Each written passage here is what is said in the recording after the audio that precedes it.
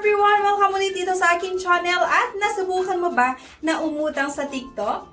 Abay, kung hindi ka pa nakakapag-try na umutang nga dito sa TikTok app. Yes, tama po yung narinig nyo. Sa TikTok app, pwede tayong makautang ngayon. At kung hindi mo pa nasusubukan, abay sana mapanood mo yung buong video na ito, di ba? Para magkaroon ka lang din ng idea na itong TikTok pala ay pwede tayong makautang, no? Baka may mga iba pa sa inyo na wala pang idea, paano ba yan, Miss Yana? Paano ba yung TikTok loan na sinasabi mo? Sana panoorin nyo yung buong video. Pero bago ang lahat mga beshies, kung ngayon ka nga lang dito sa aking channel, abay may pa-good news ako kasi nagbabalik ang ating pa-cash and pa-cellphone giveaways. So yung cash giveaways natin ay ina-announce ko every Saturday or Sunday at yung pa-cellphone giveaways na naman natin ay ina-announce ko po every 30th of the month. At para sa mechanics, panoorin nyo ito. Mechanics. 1. Find the 3 words in this video. 2. I-comment ang 3 words in order. Ito nga pag-usapan natin ay yung pay later na ino-offer ng TikTok. So dito pwede kayong kumuha ng mga items sa TikTok at pwede nyo siyang bayaran in installment. Pero kasi hindi lahat ay na-offeran ng ganito or hindi lahat ay pwedeng makautang. Pwede lang siya sa mga na-offeran ng ganitong loan amount at pwede kayong mag-apply. Malay mo diba, isa ka sa maaprubahan or maaprubahan yung loan application mo dito nga sa pay later na ino-offer ng TikTok. Di pwede nating magamit. Diba, kunwari gusto mong bumili ng bag or sapatos ng iyong anak pero wala ka pang budget, pwede kang mag-pay later dito sa TikTok. So once na i-open nyo ang inyong mga TikTok app, makikita nyo yung nakalagay na creator, sale, pay later, address, at payment.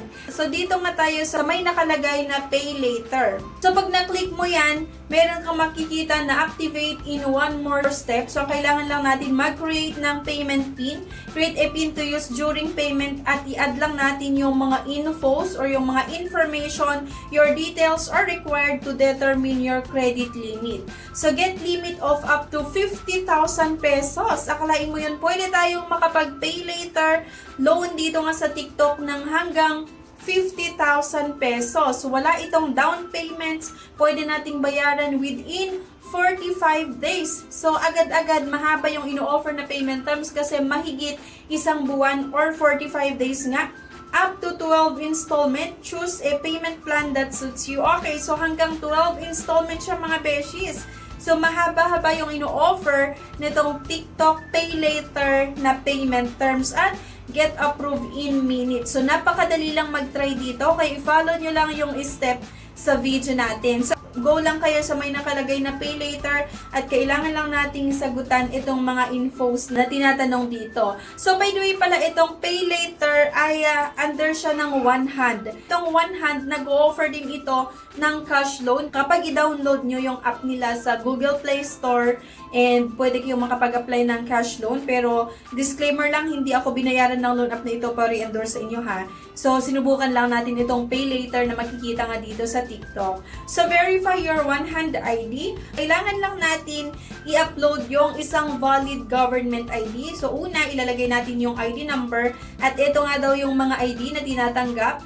Yung PhilSys ID, yung PRC ID, driver's license, passport, yung UMID, TIN, postal ID, at yung SSS ID. So, pag-upload natin ng isang valid government ID, kailangan natin mag-undergo ng facial verification. Itapat lang ulit natin yung cellphone nga sa ating mukha at i-follow yung instruction. So, perform a facial verification to comply with government regulations. And additional information required. We need to verify your information. Make sure you have your ID with you and that is within the validity period. Kailangan masagutan itong mga basic information like yung email address, educational level, yung credit cards, yung occupation at yung monthly income, pay period, at yung address. Napakadali lang. Sagutan lang talaga natin yung mga basic information.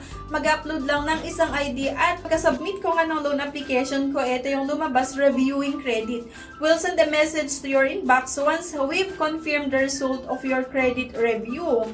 TikTok Pay Later is powered by WeFund Lending under nito ng One Hand. So, meron itong SEC or Securities and Exchange Commission na registration number. So, pwede tayong maaprubahan hanggang 50,000 na credit limit. After ng ilang minuto, nag-okay daw yung application ko, pwede na akong kumuha ng mga items dito sa TikTok at bayaran na lang yung installment. So, nag-offer ito ng 10,000 na credit limit. Pero kasi ayun nga, ang available na lang ay 9,600. Napakadali lang actually itong TikTok Pay Later. Napakadali lang subukan, di ba?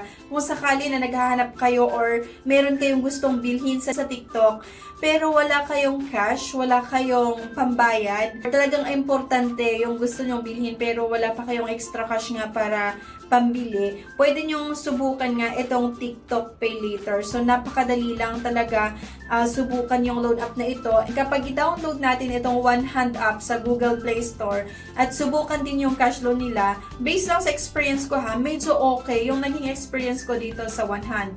Though before, nung pandemic, medyo hindi ganun kaganda nga yung naging experience ko sa One Hand. Pero, nung i-check ko ngayon itong loan app nila sa Google Play Store nga, ito medyo may pinagbago naman.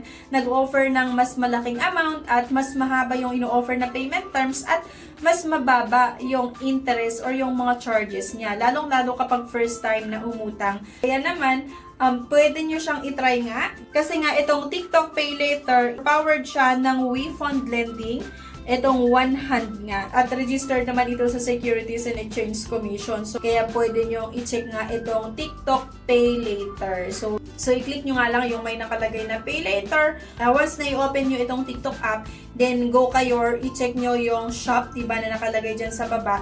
At mag-check kayo dyan sa taas itong nakalagay nga na Pay Later. Kung meron sa inyong nakalagay na Pay Later nga, click nyo yan. And sagutan nyo lang yung mga basic information, mag-upload ng isang valid ID, mag-undergo ng facial verification, at mag-antay na lang kayo ng approval kung magkano nga yung credit limit na i-offer sa inyo nitong TikTok Pay Later. Pero, hindi lahat talaga ay naaprubahan. Nakadepende pa rin kasi sa policy and approval nila kung talagang qualified ka ba na makautang or hindi. Okay? So, yan, sa mga interested, go na, i-check nyo na yung TikTok app nyo at go na kayo sa TikTok at tignan nyo kung merong nakalagay na Pay Later din. Pwede nyo i-try. So, yan lang. Anyway, sana makatulong yung video na ito sa inyo. And thank you guys for watching at see you sa aking next vlog. Bye! No time to apply for a bank personal cash loan? Yana's here to help you. I assist pre-qualified clients with basic monthly income at least 25,000 per month. Hassle-free at walang fee. Lahat ng process sa bank gagawin. 2 to 5 banking days lang approval. Loan up to 2 million. Email amawanyana@gmail.com or message my FB page, Yana Insta Review. Note, qualifications may vary subject to the bank's terms and policies.